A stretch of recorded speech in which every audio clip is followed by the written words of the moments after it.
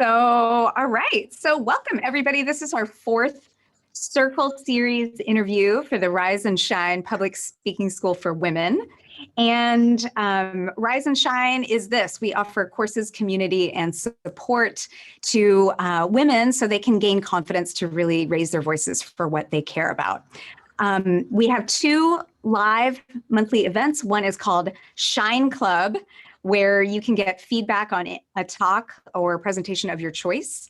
And then we also have the Circle Series, which is what this is, which is an interview series. And we started this interview series because we believe that when we listen to the stories of women who have gone before us, that we really begin to see that we are not alone in our struggle. So this series was designed to provide a place to have a conversation around these stories. And some people are coming in right now, so I'll let them in. Great. So we're going to lead with the interview, and then we're going to do Q&A at the end of the call. So by all means, take notes, write down questions you would like to ask, and we'll get to them at the end. So I am going to pin Deb's video, and we've got a lot of great people here. That's great. Welcome, everybody. Hi, Molly. Hi, LaDonna. So let me introduce our speaker for today. So Deb Fink, wave your hands, Deb, so we know which one you are, which box. There she is. What's up? All right. So Deb Fink writes, creates, produces, and acts for projects in the literary, film, TV, and theater space.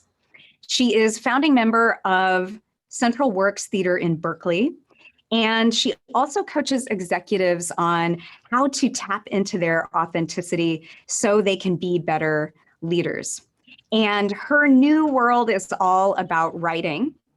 And she's working on screenplays, a one-woman show, and a self-help, self-care book. And Deb is also a wonderful friend of mine and an amazing human being. And I'm really excited to introduce you to her today. Welcome, Deb. Thank you. I'm really glad to be here and see some familiar faces for the few opportunities I've had to join you in the past. It's great to see all of you again and not see some of you who are here. I'm honored to be asked to do this. And I'm going to take my glasses off because Rebecca asked me to do that so you can see my eyeballs instead of the reflection of my lighting. That's great. We're excited to see your eyeballs. Good. Well, welcome. I'm so excited to talk to you today. And we're talking about authenticity, really, because that's kind of what your jam is. Would you say authenticity is your jam, Deb? Yeah, I would say that authenticity is a nice definition for what is required right now for us to move through the gauntlet into the renaissance that I am hoping and praying we are moving into right now. So authenticity touches on all the work, all the areas of work that I do. And I think that it's a huge issue as human beings that we don't know how to ground and land in authenticity. And I think it would change a lot if we all spent a little more time with authenticity. Right. So when you say authenticity, how would you define that? What does it mean to you? So I think that the wonderful thing about that word is that it means such different things in different areas. Generally, I think authenticity means truth, like in a large scope. It is truth. It is real. It is genuine. It is reliable. It is based in fact, if it is authentic. It doesn't always have to be fact, because a lot of my teaching for acting is more about being truthful in the story that you are telling as a character. So that's not necessarily fact. If you're being someone else, okay, so here's a good example. When I teach acting, I say, don't show me, just be. The story that you're telling is what you are, not what you're feeding me. So don't show, just be. And being a good actor equals being a good reactor. actor. So there is truth in the reaction to what is happening to a character in a story. This is also true in life. And I think that we spend a lot of time worrying that authenticity equals vulnerability. And so there's a lot of fear wrapped up in being vulnerable in a professional situation. Oh, Araceli, your background changed. Now I want to take a moment with it. It's all velvety and plush and smooth. I was looking for the picture of my snake in the fur coat, Rebecca, to put on for my background, but I couldn't find it. That's another story. So authenticity, I think we spend a lot of time trying to be something that isn't actually authentic to what we actually are, whether it's in business or life or relationship. I think that a lot of energy is spent trying to be what we think we're supposed to be instead of what the truth of authenticity is. And that's what I am passionate about. I'm passionate about bringing that to all of my work, all of my relationships, all of my art, all of my creativity, and most important, perhaps, all of my rest, digest, and refuel, because there's a lot of energy going out right now. And if you can't find authentic gasoline for that energy, you're going to be working at odds with being grounded and forward movement. So that's my authentic jam. Yeah, I love it. And so one of the things you said is we spend a lot of time and energy trying to be something, instead of just being. And I see that a lot when I work with clients. I use a lot of video, and I get them to make videos, like a 2-minute video here, 1-minute video there. And it's so crazy because I see, like, I'm just talking to them normally, and then the camera goes on, and then all of a sudden they become someone else. And it's not better than who they were before. It's not better than in real life. And so I'm always trying to, like, walk them away from the cliff. Like, hey, what are you even doing? Like, just keep on being yourself. What do you have to say to that? Okay, so we're back right away to vulnerability. The minute you are aware that eyes are on you, and that's an interesting, we've come into this Zoomiverse now where we're, you guys are seeing me right now. I don't know if you're seeing gallery or just me pinned, but when I have all of you before me, I'm not focused on looking at me, because if I were, I might be like, oh, there's my gray hair. Just too low cut. It's all girls except for you, Mike. So I no diss. If you are constantly struggling with self-critic speaking in your ears, you are not present. That is not authentic.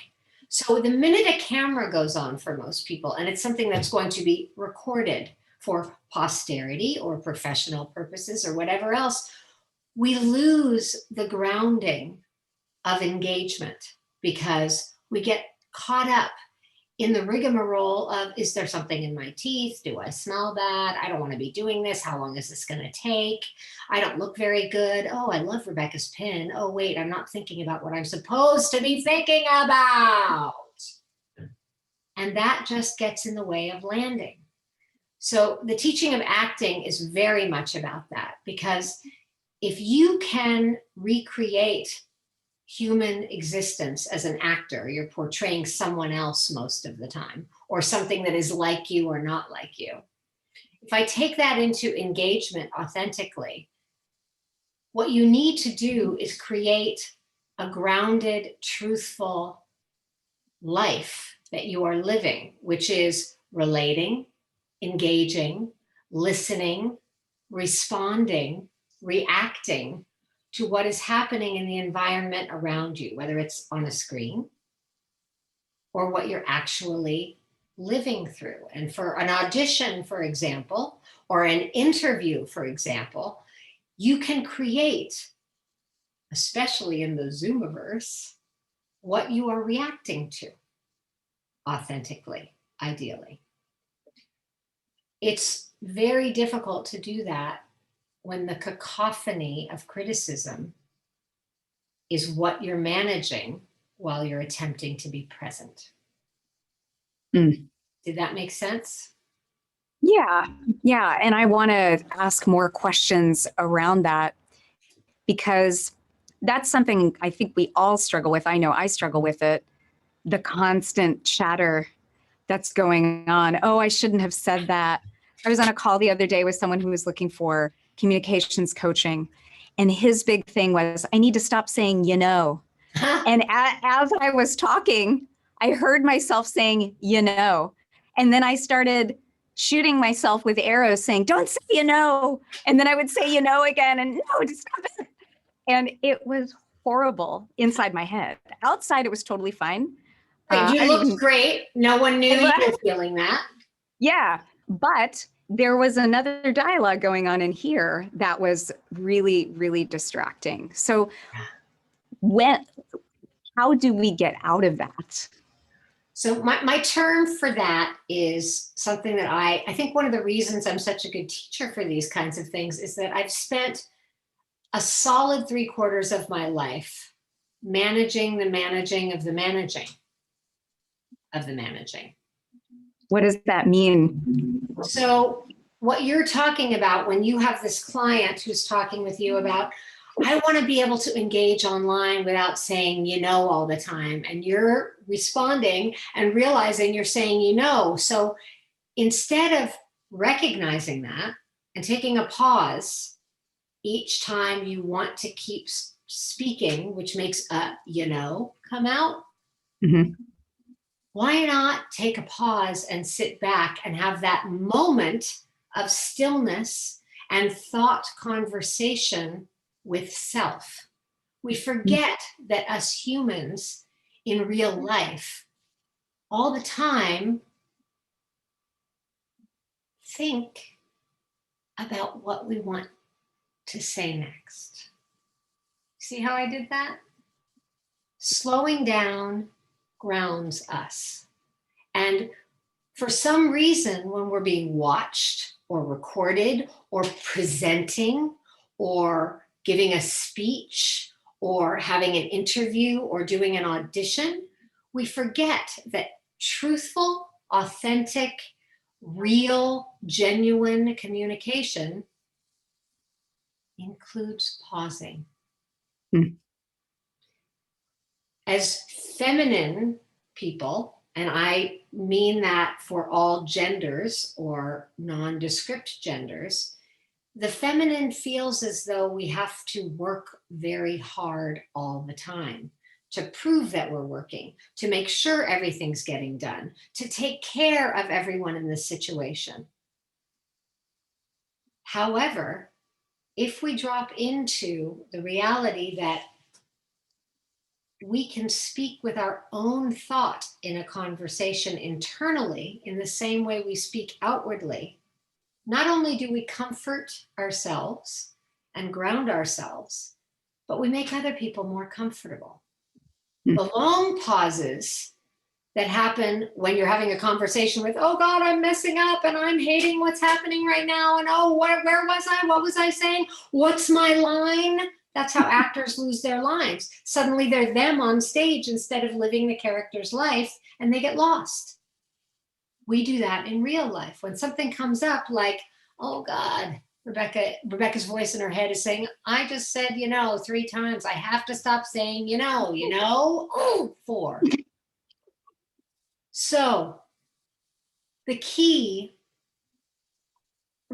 for me, grounding in authenticity for presentation is to speak with self about how it's going and be allowed to do that and not think that it's all outward all the time.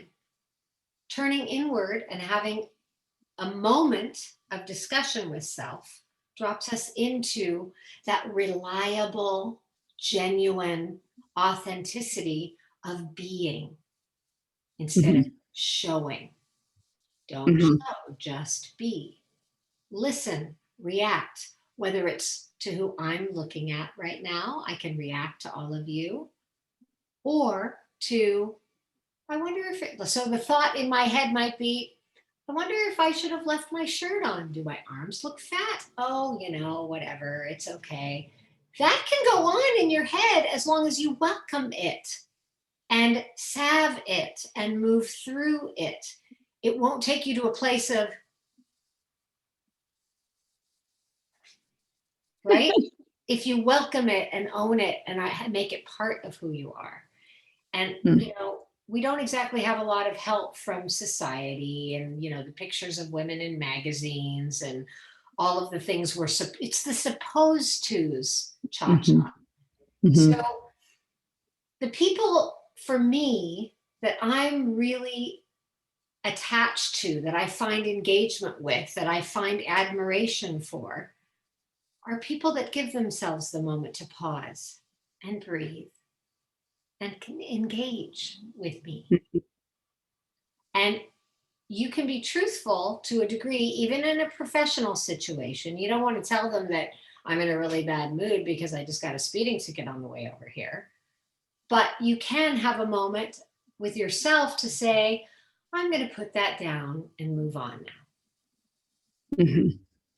And that's not going to be a pause that is uncomfortable. That's going to be a pause that is genuine. And brings you back to the moment.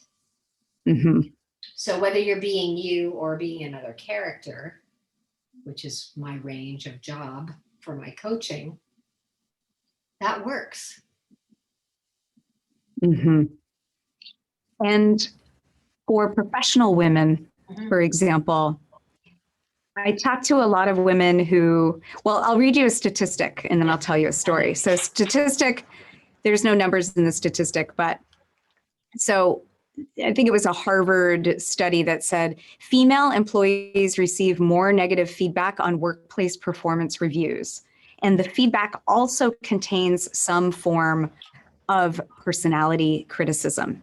So women get more critical feedback, and it usually includes some kind of criticism about who we are as people and our personality.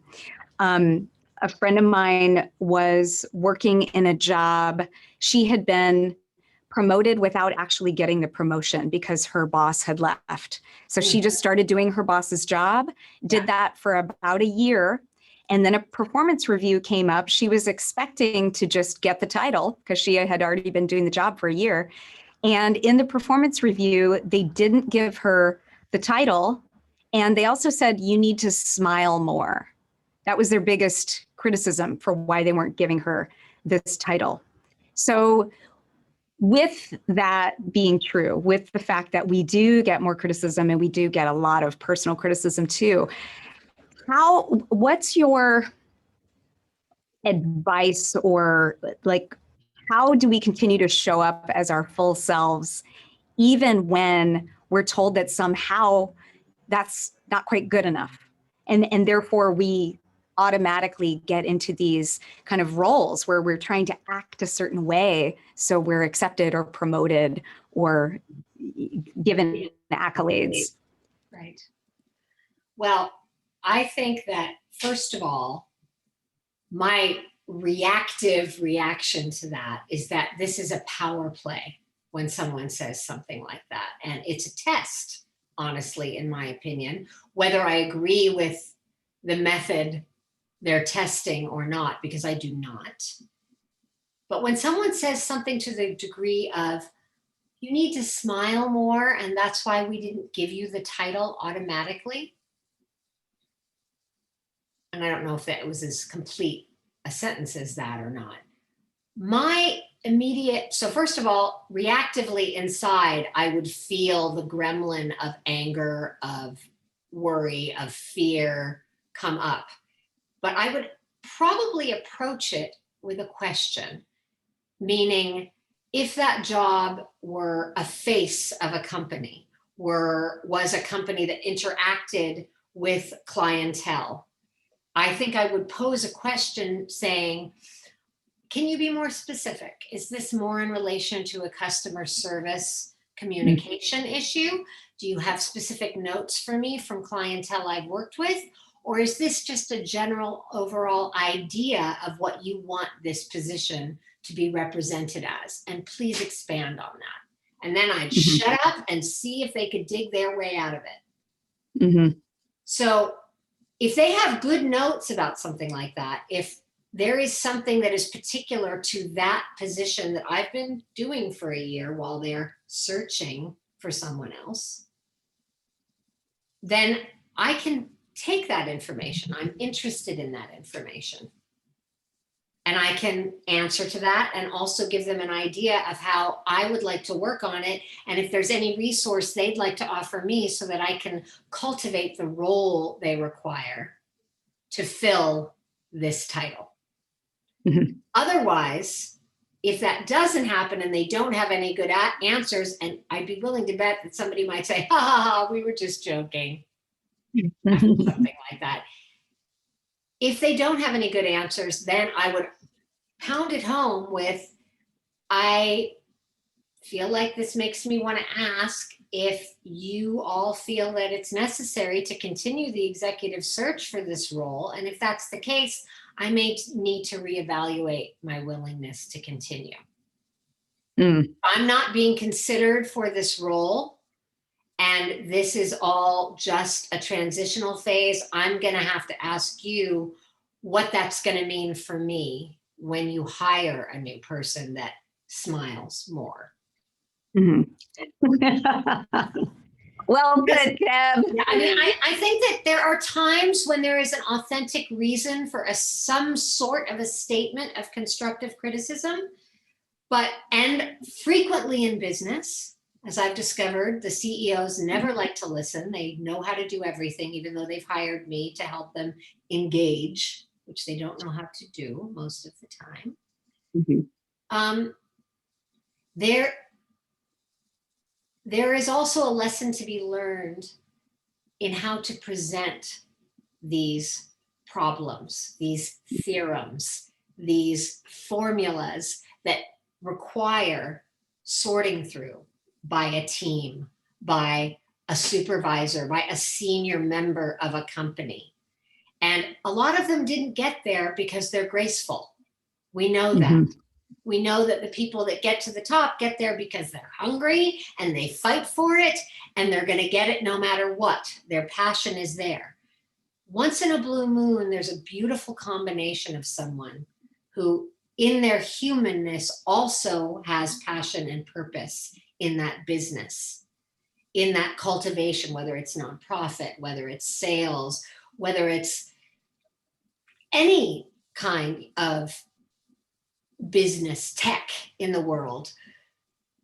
There are certain people that are better at engaging than others. There are certain people that are better at portraying than others. And then there are certain people who are better at structuring and guiding and feeding the beast that needs to be a team or a company or an ensemble, a collaborative ensemble. And I always encourage people that if they want to be part of something like that, it's really important to pay attention to where they're accepting that great job and how they operate. I was entirely blown away by the job. My husband had been at a job for 21 years. And in the middle of the pandemic, he was laid off, and they gave him a beer mug. Oh my God. That's it? Do I even have it right? Do you have it? Hilarious. He was like, I don't want to keep this. I'm like, I want to keep it because I want to remember. And the new company he went to, literally one of their priorities is a balance in work and life.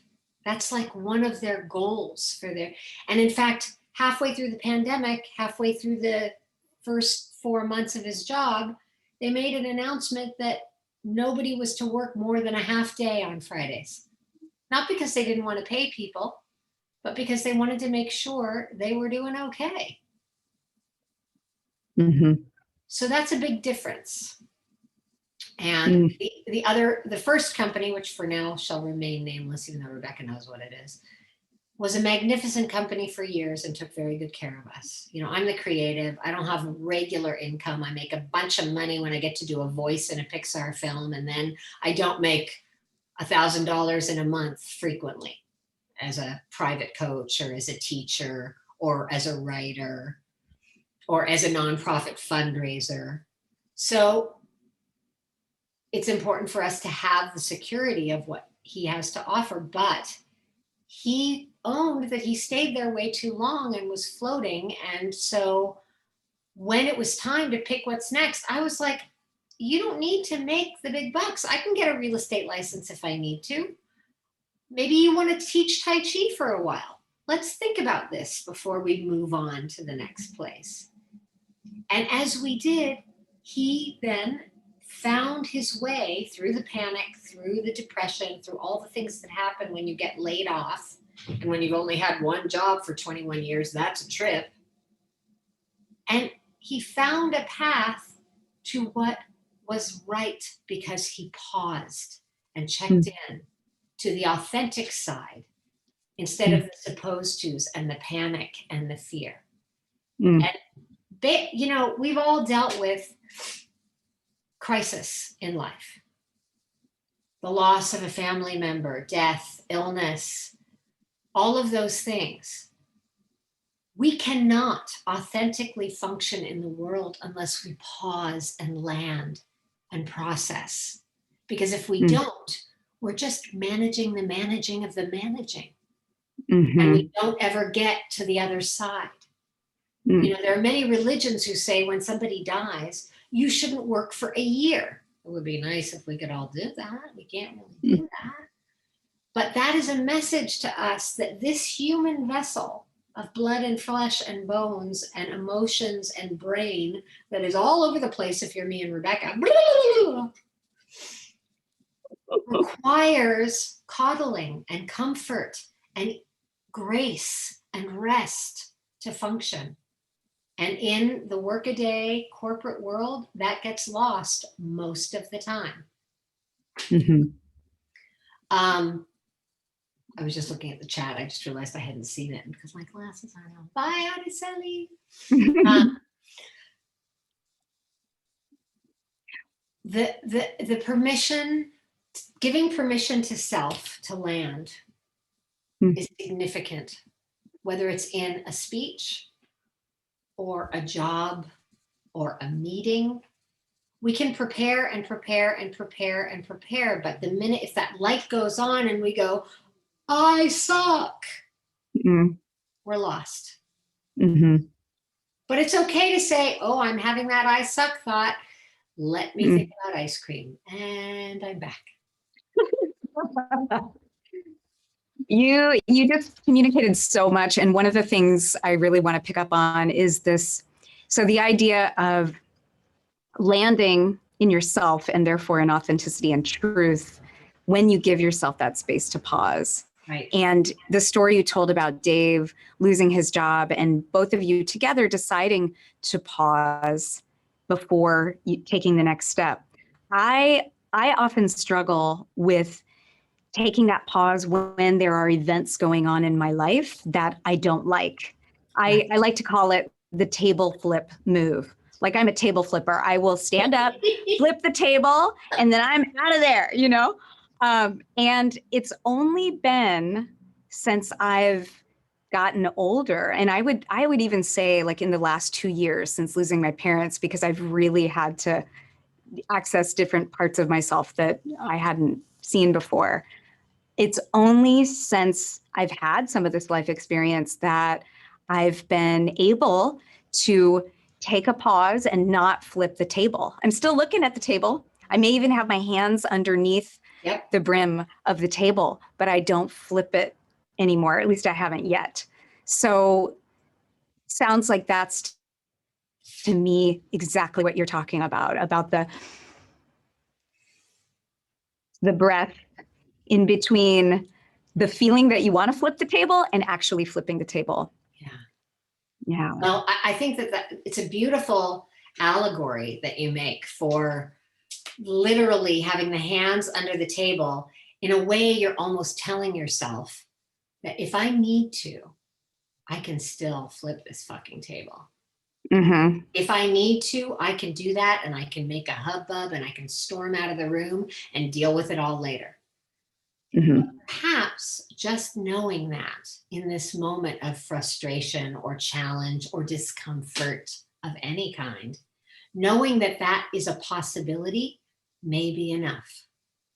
Mm-hmm. And then I can realize that the weight of that table on my hands actually helps me feel the floor a little bit more. And that Mm-hmm. helps me feel my ground a little bit more. And that helps me feel my heart a little bit more. And the reason I'm in this situation is because I love what I do and I have a lot to say about it. So I'm going to go there now.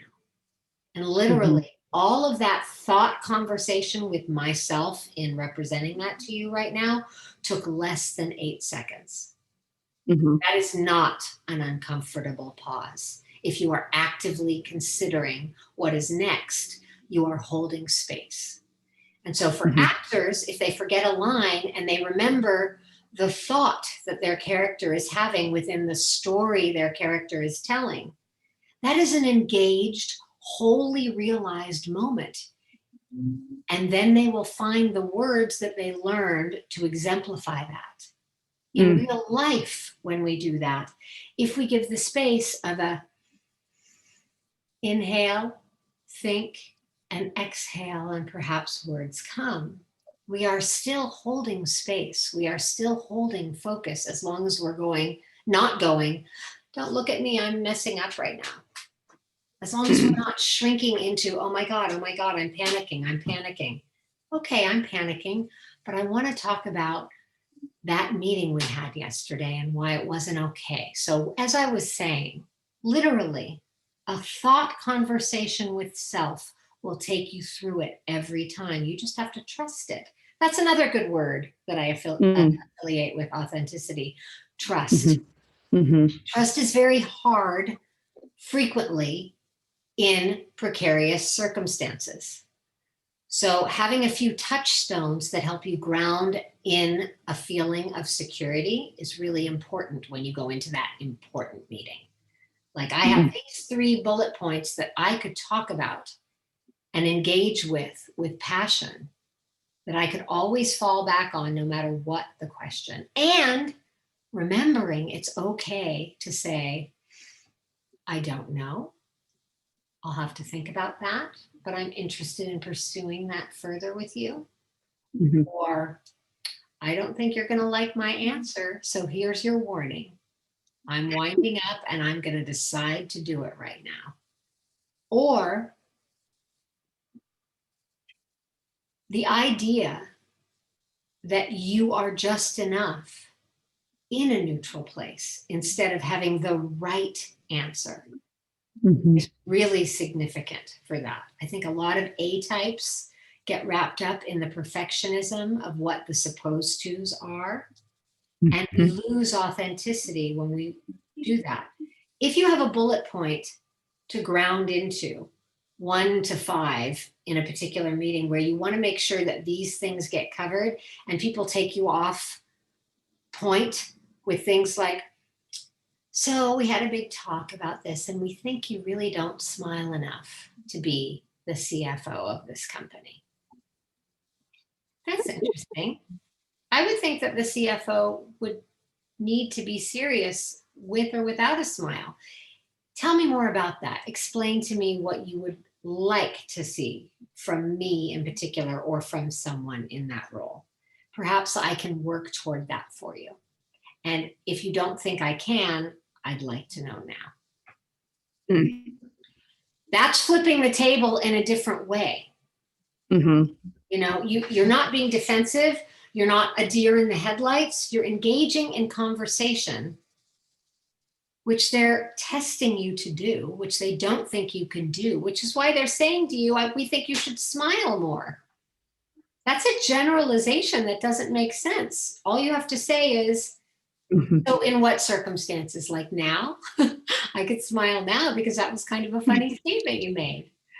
Or do you mean in general interacting with the client? Because that I can get with discussion with you about. Mhm. Yeah. There's So there's so much game playing in the inauthentic. for sure, for sure. And I love your counsel to stay in curiosity, both with yourself and with other, Yeah. to stay authentic, because it is that dialogue. It's a ping pong. I think often what I notice, that I help people give better presentations. And what I notice is that they become dancing bears. Yeah. I'm going to do that, and they forget that a presentation isn't a performance, which we all know is a bad word, right? Nobody wants to perform. So most people I know think that a presentation is a performance, and they behave accordingly. They become the dancing bear, whereas they forget that a presentation is actually a two-way conversation between the audience and you. But it's actually And a three-way conversation between the audience and you and you. yes, exactly. It's Exactly. a menage conversation. A menage. It reminds me too of meditation. Yes. Um, because when we sit in meditation, we're trying to have clean blank slate, but it's impossible. So the thoughts come in. And if you have the pause, if you are able to say that's a thought, Yes. and be that third person, then you can objectify the thought and let it be an object, and it's not me. Yes. So it feels very similar, if not the same. Would you agree? I 100% agree. I mean, I think what I'm talking about literally with the thought conversation concept with self is ongoing meditation. It's ongoing grounding in your own ownership of presence. It's not pushed, it's not forced. We know those people who are like, I'm in charge, you're going to listen to me, pound, pound, pound. Even if it's not literally in that sense, there are people that take up space that way, as opposed to people who enter a room, take focus, but because they're embracing the energy that they're walking into instead of forcing it into supposed to. Mm-hmm. Right? Mm-hmm. So reading a room is its own meditation. Mm. Right? So if you can walk into a space and be authentic with self and allow yourself that pause, whether it's an event at work or an office or a BART station or a restaurant, if you take that moment to pause and ground in what you are sensing, literally and figuratively, you are in relationship with your space. And you are welcoming in what is good, and you are boundarying what is not good, right? I make up words all the time. It's one of my talents. I love that you do that. I mean, boundaries are important in these circumstances on both sides. You've got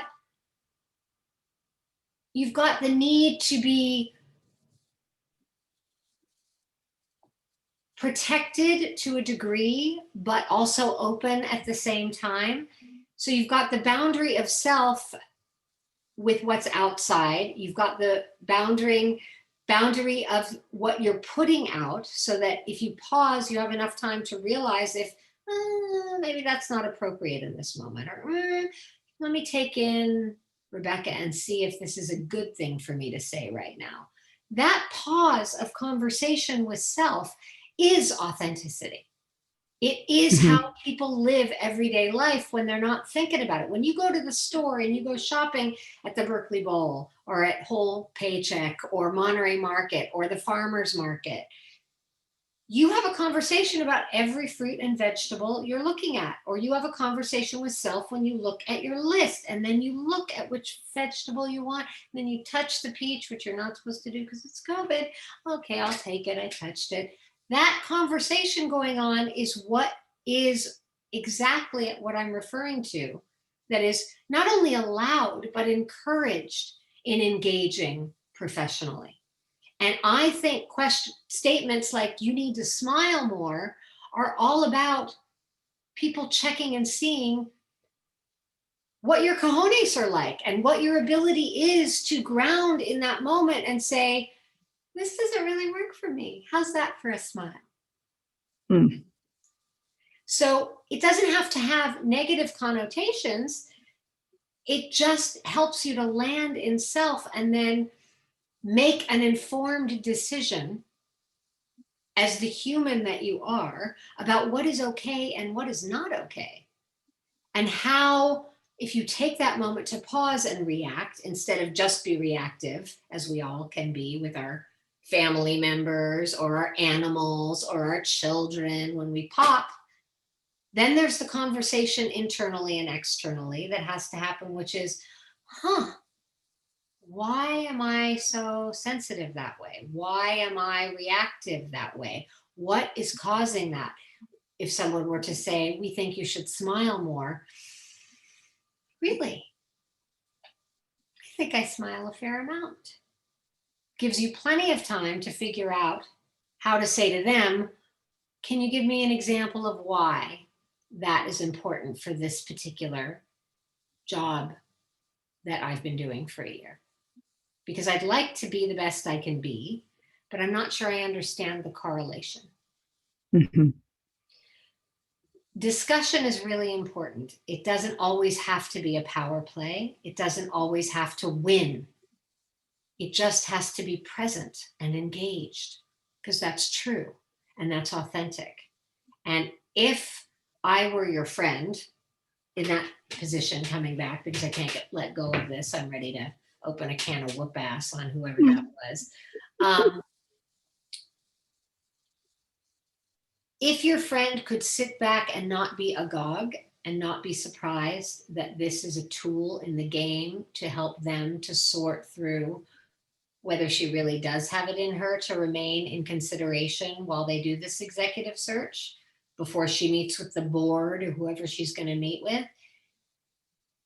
If you can look at it as a challenge to encourage self to land instead of say the right thing, it's a whole new ballgame. Mm-hmm. Mm-hmm. Yeah, I love that. And jumping off from there, and before we go into questions, because we have, this is a women's group primarily. We have some honorary men come in sometimes. We talk a lot about confidence. Yes. And how do we get it, right? We want it. Mm-hmm. We must have confidence. And when you think of what it means to communicate with confidence, what comes up for you?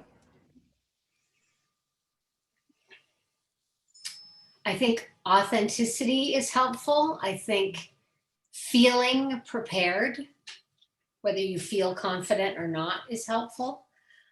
I think ownership is important. The feminine side, again, does not discriminate via gender or age or any other category, race, creed, color, attractiveness, not attractiveness, weight, whatever. The feminine side is the mothering side of any human being. And if we can remember that every single circumstance requires the coddling, the holding, the mothering,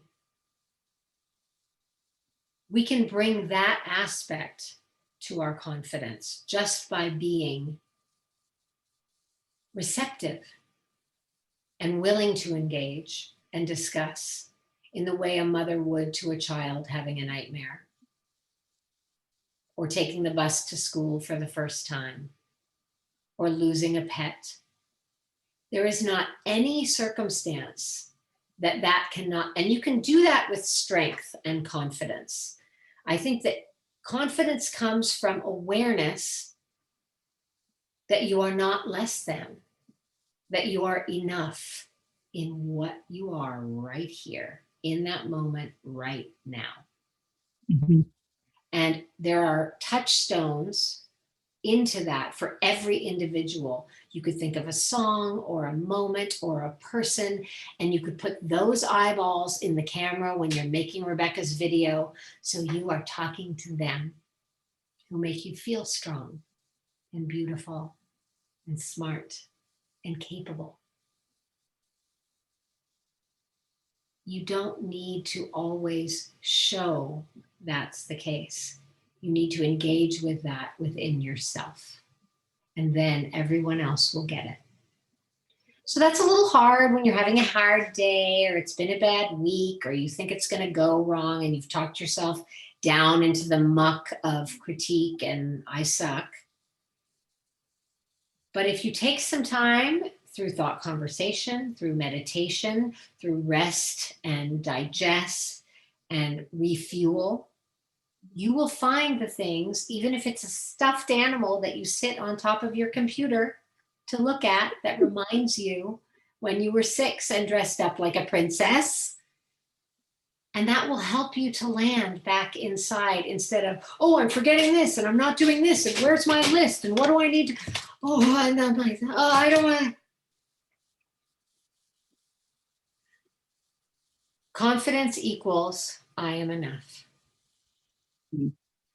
And even on the hard days and the difficult days where it's hard to feel that way, you can be enough by just accepting that today's a hard day. Mm. Mm. Well said. Yeah, We I are not authentic if we try to be what we are not. very true. Sometimes those big meetings come on those days and we have to deal with it. Yeah, I do a lot, as you know, I do a lot of on-camera stuff. I'm on camera, 3 days a week, maybe, with this big rig and a microphone and big camera in my face. And it's a lot. And a lot of days I do not want to do it. And I have to say, the days that I don't want to do it, like today, didn't really want to do it. Right. Just kind of feeling kind of shitty. It's kind of gross outside, not feeling super energized or excited about anything. And I had a little conversation with myself. I said, you know what? It's okay. You're still going to turn the camera on and you're going to show up. And that's what I did. And I on those days are the days that I feel most connected to what's going on that side of the screen. That's right. So, and that's because you give yourself permission to get out of the critic, to get out of the way. And it's like, all right, I'm just going to do it. I'm just going to bring what I can. And then lo and behold, without all that cacophonous noise of not enough, you're like, I don't give a shit. I'm enough. And then you go back and you look at that recording, you're like, wow, I was pretty powerful that day. And it was a lot easier than I thought because I didn't care. I had my first New York professional headshot. I went to New York when I was 25 to be a star and got pretty close, but then came home to do a play instead. And the photographer that took my headshots there was a woman from Montreal named Lorraine Silvestri, who smoked bombers, had wild blonde hair, hung out with Mick Jagger. She was crazy. And when she took my photos, we did a whole bunch of headshots that had to be a certain way for different types and blah, blah, blah, for my fancy manager who wanted blah, blah, blah. And then she said, I want to take your picture with my grandpa cat with your shirt off, with my cat across your front. Can I do that? And I said, yeah, you can do that. No one's ever asked me to do that before. And then as we set up the shot, this beautiful Abyssinian in my arms, just looking at me lovingly, she said, all right, Debbie, look at the camera and say, you don't give a shit. And I said, really? And she said, yeah, because when you don't give a shit, you look like Anna Magnani. I don't know if you guys know who that actress is. She's the lead actress in the Rose Tattoo on Broadway, Tennessee Williams, and a movie was made. She's a beautiful, dark-skinned Italian leading lady. And so I went, okay, I want to do that. And I have that picture up in my living room now. I should go get it and show it to you. It's so funny. after all of my Broadway Yeah. shots and my commercial shots and my let's go read for friends shots, I got this beautiful shot of me and Grandpa topless, not giving a shit. I love it. And I do want to see that photo before we go. But it's been so much fun talking to you that I didn't notice the time. And it's actually, it's close to the end. So I want to make space for questions that our lovely audience might have. Who has a question? Feel free, you can type it in the chat or you can just unmute yourself and ask it. It's up to you. You gals, you guys. Any questions? I can ask a question. Yeah, Kaylee. Yeah, thanks. Yeah, thank you so much for your time and your thoughts and your energy, Deb. It was really engaging, and everything you talked about, I'm really interested in. So I probably have many questions, but something that you said early on resonated with me when you spoke about the feminine energy being. Those of us in the feminine energy often think that we have to work really hard and take everything on ourselves and always be doing something and taking care of the space. I think that's super true of women in leadership roles. And it sounds like you work with a lot of people who are in leadership, whether or not that's in a corporate environment or arts environment, I don't know. But as a coach, what's the leadership quality you feel like is most missing when things aren't going well? Like what's the thing that you wish people could recognize more? And second question, if there's time, and more importantly, I would love to know the Pixar character that you were a voiceover actor for, if you're willing to share that anecdote. Yeah, of course. So I think the most important quality in leadership in general is listening. And I think that there are all different kinds of listening one can do. You know, it can be through correspondence, it can be face-to-face, it can be broad awareness in terms of listening to what, you know, the structure of a company is doing, if it's corporate. In entertainment, it can be, you know, what I work in the theater, I work in film, I work in voiceover, I work in looping, I work in radio, and I also consult and story develop on scripts. So listening in all of those aspects from my coaching sensibility is important. And people that I coach who are CEOs or artistic directors or legacy story writers. I'm working with one of the founders of The Moth right now. I'm her story consultant for work that she's working on for clients internationally. I think, and it was a really interesting thing that came up with her in that her client asked her to do this incredible story about her family, and none of the family was willing to talk to her after she had already been hired to do it because they were all scared and worried about it. And I basically talked her through saying, look, you just need to meet with everyone so they can see who you are. And you need to talk to them about what their boundaries around identifying themselves or their stories are. And if they see and feel safe with you, that will turn around. I can guarantee it, no matter how crazy these people are. And that is exactly what happened. She thought she was going to have to, she had gotten to Europe to do this work. And everybody was like, I'm not doing it. Because they were scared. I said, this is all part of it. You have to make a safe environment and make them understand that if this ever turns into a movie or a TV show or a novel, that no one will be recognizable. And you have to figure out how to promise them that. So listening, long answer. Pixar characters. My first Pixar role was, I do a lot of ADR. So that's additional voice recording atmosphere for lots of movies, both animated and live action. And the first one I did for Pixar was looping for Finding Dory. And so I'm all over that movie as a bunch of different voices and sounds and things like that. But the one place you can recognize me is the eels at Pocus Cove. There are thousands of eels and I am all of them at different levels of my Boogers go, boogers go. And they mixed them all together to make them thousands of eels going, boogers go. And then I worked in development for 3 years on Coco, which was the best job I've ever had. And I created the role of Imelda, the purple skeleton who rode Pepita. And I am all over that movie, though I can't be specific about where because there are stars who are hired to be the voices and I am credited as additional voices, but I got to create Imelda for 3 years and might be in there for her a few places. Will you do another voice for us, Deb? It doesn't matter which one. You're so good at voices. I love hearing you Just jump any into them. voice? Just another character that you've done. Oh, well, one of my favorites is Wilhelmina Weasel. She's a who has a really bad allergies.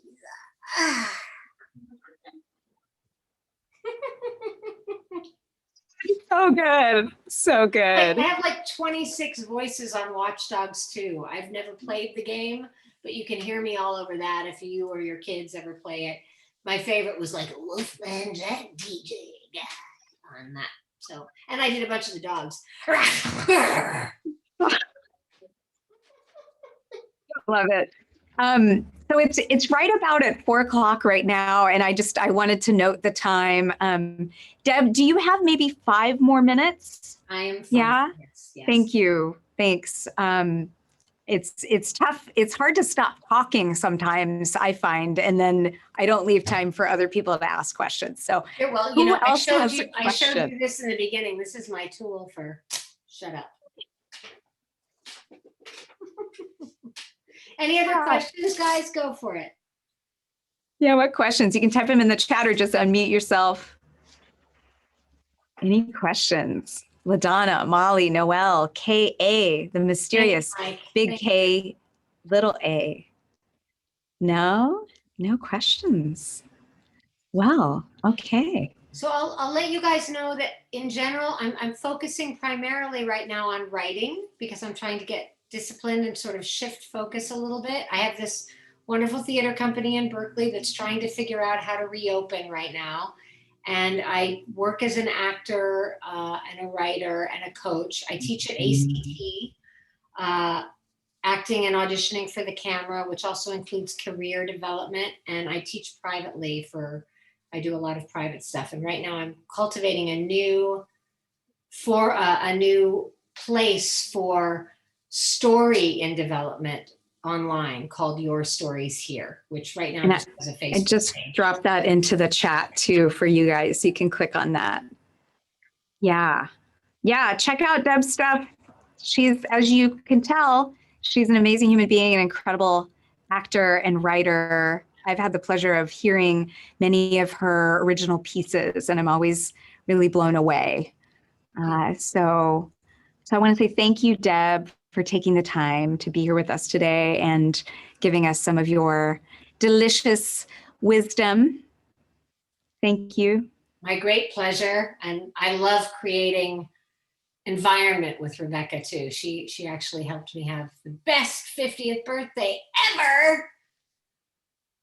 Yeah, and it was super fun. We have a lot of fun making incredible things to exist within and create other things. So I'll look forward to more of that. And I love what you're doing here. And thanks for inviting me to be a part of it. It was lovely. Thank you. Thank you. And everyone else, we are doing it again. August is a holiday. I'm going to Portugal. Woo-hoo! And we'll be back in September.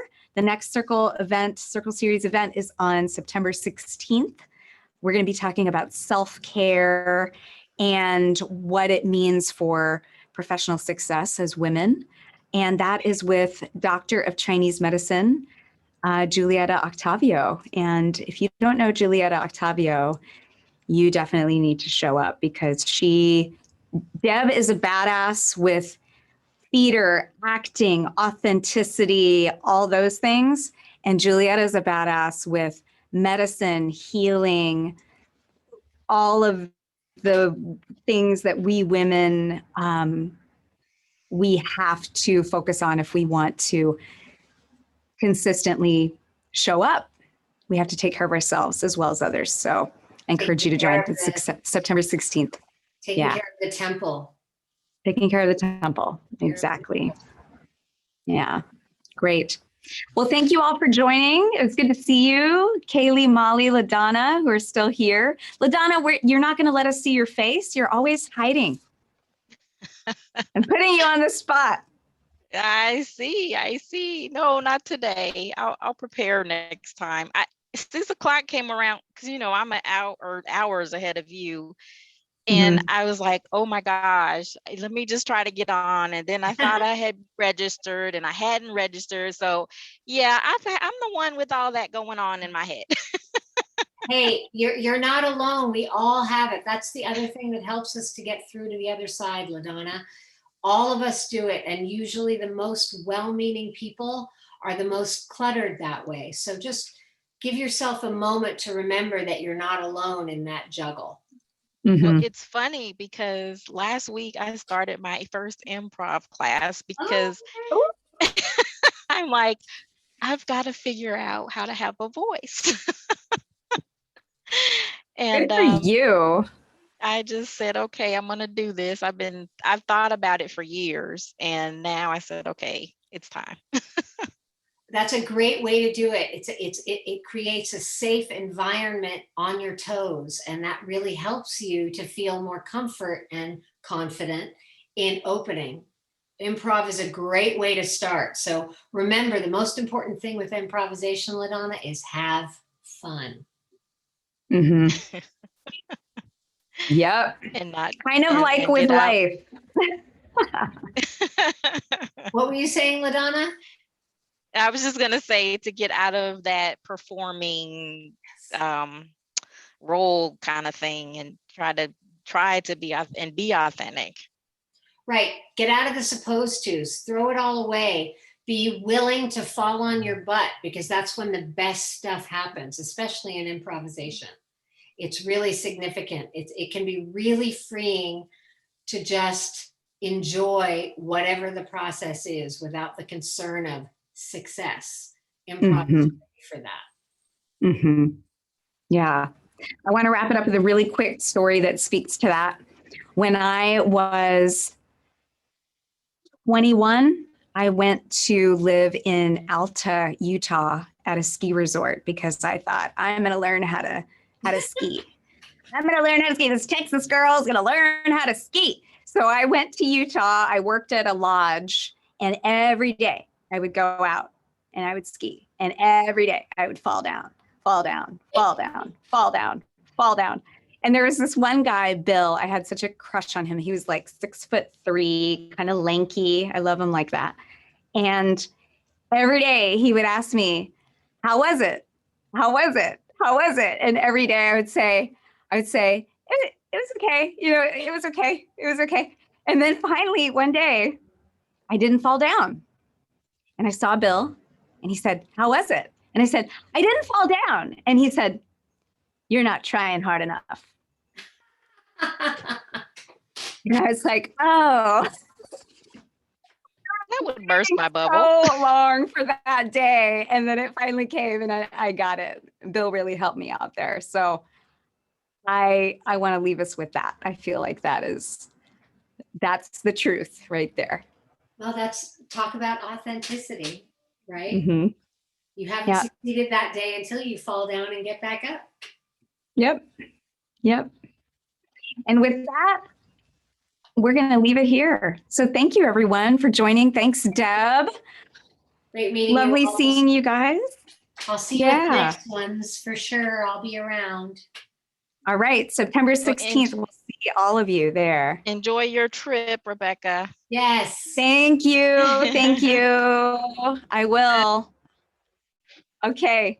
Bye, you guys. Bye. Bye. Thank you.